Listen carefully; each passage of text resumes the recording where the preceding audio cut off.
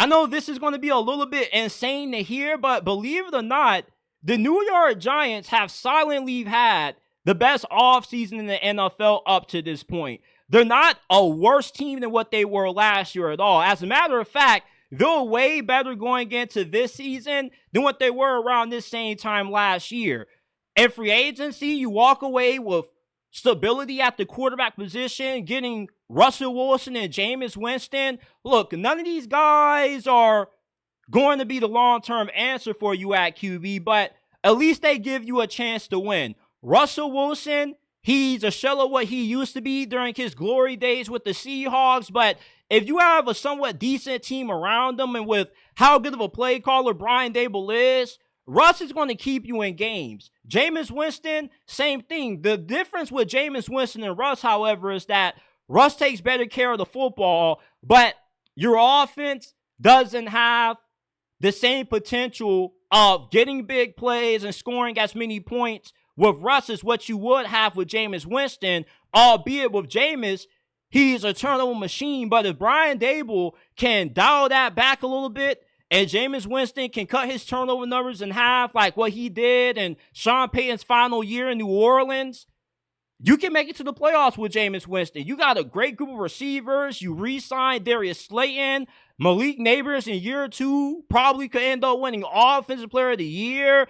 And the New York Giants also legitimized their secondary. This is quietly one of the better secondaries in the NFL, with the Giants signing cornerback Paulson Adebo in free agency. Has very good size, great length. He's a really good number 2 corner. Jevon Holland is a top 5 safety in the league. You got him for a pretty good deal. And you already nailed some of the defensive backs that you drafted in last year's draft, like safety Tyler Nubin. He was one of the best rookie DBs in the league last year. Slot corner Drew Phillips is pretty good. Deontay Banks, he's coming off a down year. He had a really good rookie season 2 years ago. I don't know what the hell went wrong for him in 2024, but if he can shake back, this is a really good secondary that the Jets possibly could have, or the Giants possibly could have this year.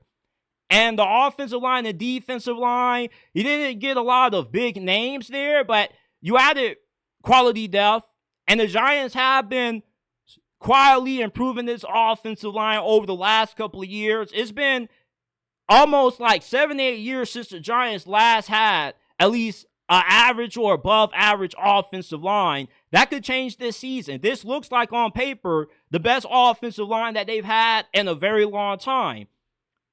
For the amount of pressure that Joe Schoen and Brian Daboll are under right now, especially with how idiotic Joe Schoen looked and the offseason Hard Knocks last year, you know what they say, pressure either bursts pipes or makes diamonds. The Giants have been making some of their best personnel decisions being under the microscope. And their owner came out at the end of last season. He said, look, I'm giving you guys more time, but you're on thin ice with me. And if they go into week 9 not even being anywhere close to playoff contention, it's going to be over, and it's going to be over fairly quick. And with the draft only a few days away, you're in position to walk away with one of the top 3 players in the class. You can get Travis Hunter, or you can get Abdul Carter. The Giants are going to be in position this season to at least be a 9-win team. And winning 9 games in the NFC puts you in position to at least be a 7th or 6th seed. Brian Daboll is not a bad coach, in my opinion. He's one of the best X's and O's coaches in the league. The problem is that he just hasn't had consistent enough quarterback play. Joe Schoen, as dumb as what he looked on Hard Knocks last year, he's made some really good draft picks.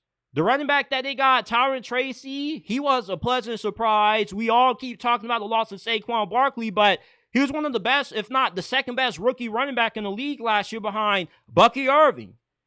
And with the moves they made this offseason, they're not flashy. Nobody's talking about them because they just want to go ahead and write the New York Giants off. But if you're a Giants fan, you know, you got to have a little bit of optimism about the direction that this team is heading and where this team is at this point during the offseason. Because this roster doesn't look that bad to me. You're a better team than what the Dallas Cowboys are right now.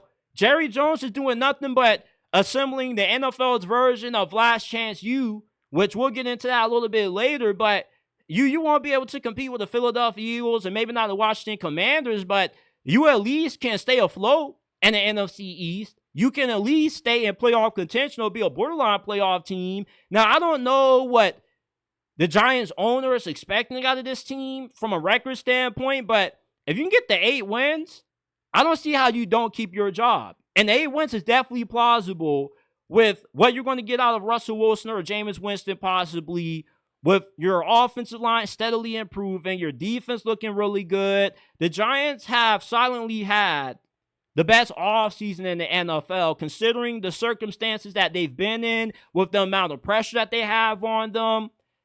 I feel like they're giving themselves a good chance, that being Joe Schoen and Brian Daboll, to save their jobs this year.